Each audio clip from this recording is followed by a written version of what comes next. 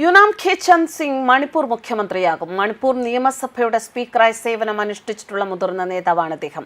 കുക്കി വിഭാഗത്തിൽ നിന്നുള്ള വനിതയും നാഗ വിഭാഗത്തിന്റെ പ്രതിനിധിയുമാണ് ഉപമുഖ്യമന്ത്രി സ്ഥാനത്തേക്ക് വരിക. നാഗ പീപ്പിൾ ഫ്രണ്ടിനാണ് രണ്ടാം ഉപമുഖ്യമന്ത്രി സ്ഥാനം. രാഷ്ട്രപതി ഭരണം ഈ മാസം അവസാനിക്കാനിരിക്കെയാണ് പുതിയ സർക്കാർ രൂപീകരണം.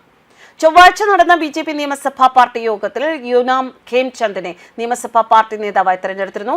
62-കാരനായ യുനാം നിലവിൽ മണിപ്പൂരിന്റെ തലസ്ഥാനമായ ഇംഫാലിലെ സിംഗ്വൈ നിയോജക മണ്ഡലത്തിൽ നിന്നുള്ള MLA ആണ്. 2012 മുതൽ ഖേംചന്ദ് ഈ സീറ്റിൽ നിന്നും തുടർച്ചയായി വിജയിക്കുന്നു. ഇന്ത്യയിൽ ട്വായ്ക്കൊണ്ടോ ജനപ്രിയമാക്കുന്നതിൽ മുഖ്യ പങ്ക് വഹിച്ച ആയോധന കലാവിദഗ്ധൻ കൂടിയാണ് അദ്ദേഹം. തൃണമൂൽ കോൺഗ്രസിലൂടെയാണ് യുനാം ഖേംചന്ദ് സിംഗ് രാഷ്ട്രീയ ജീവിതം ആരംഭിച്ചിരുന്നത്. പിന്നീട് യുനാം രാഷ്ട്രീയ സ്വയം സേവക സംഘവുമായി അടുത്തു. അദ്ദേഹം ബി.ജെ.പിയിൽ ചേരുകയും അടുത്ത തിരഞ്ഞെടുപ്പിൽ ബി.ജെ.പി ടിക്കറ്റിൽ മത്സരിച്ച് വിജയിക്കുകയും ചെയ്തു. ബീരേൻ സിംഗ് സർക്കാരിൽ വിദ്യാഭ്യാസം, ഭവന വികസനം, തദ്ദേശ ഭരണം എന്നിവ ഉൾപ്പെടെ വിവിധ വകുപ്പുകൾ കൈകാര്യം ചെയ്തിരുന്ന മന്ത്രിയായിരുന്നു യുനാം ഖേംചന്ദ് സിംഗ്. 5ാമത്തെ ഡാൻ ബ്ലാക്ക് ബെൽറ്റ് നേടിയ ട്വായ്ക്കൊണ്ടോ മാസ്റ്ററാണ് യുനാം ഖേംചന്ദ് സിംഗ്. ഇന്ത്യയിൽ ഈ ആയോധന കല ജനപ്രിയമാക്കുന്നതിൽ പ്രധാനികളിൽ ഒരാളായി ഇദ്ദേഹം കണക്കാക്കപ്പെടുന്നു.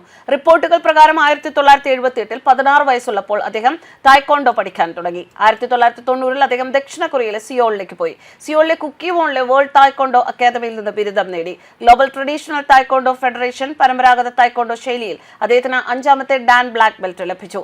ഈ നേട്ടം കൈവരിക്കുന്ന ആദ്യ ഇന്ത്യക്കാരനാണ് അദ്ദേഹം. 1982-ൽ ഓൾ അസം തായ്ക്കൊണ്ടോ അസോസിയേഷൻ സ്ഥാപിക്കുകയും അതിന്റെ സ്ഥാപക പ്രസിഡന്റായി സേവനമനുഷ്ഠിക്കുകയും ചെയ്തു. വംശീയ കലാപങ്ങളെ തുടർന്ന് 2025 ഫെബ്രുവരി 9-നാണ് മണിപ്പൂർ മുഖ്യമന്ത്രിയായിരുന്ന N. ബിരേൻ സിംഗ് രാജിവെച്ചത്. 2025 ഫെബ്രുവരി 13 മുതൽ മണിപ്പൂർ രാഷ്ട്രപതി ഭരണത്തിന് കീഴിലാണ്. 2027 വരെ കാലാവധിയുള്ള 60-അംഗ നിയമസഭയെ രാഷ്ട്രപതി ഭരണം ഏർപ്പെടുത്തിയതിനെ തുടർന്ന് മരവിപ്പിച്ചിരിക്കുകയായിരുന്നു. നിലവിൽ മണിപ്പൂരിൽ 37 ബി.ജെ.പി MLA-മാരാണുള്ളത്. 2022-ലെ നിയമസഭാ തെരഞ്ഞെടുപ്പിൽ 32 ബി.ജെ.പി സ്ഥാനാർത്ഥികളാണ് വിജയിച്ചത്. JDU 6 സീറ്റുകളിൽ വിജയിച്ചിരുന്നു എങ്കിലും 5 MLA-മാർ പിന്നീട് ബി.ജെ.പിയിൽ ചേർന്നു. News desk കർമ്മസ്.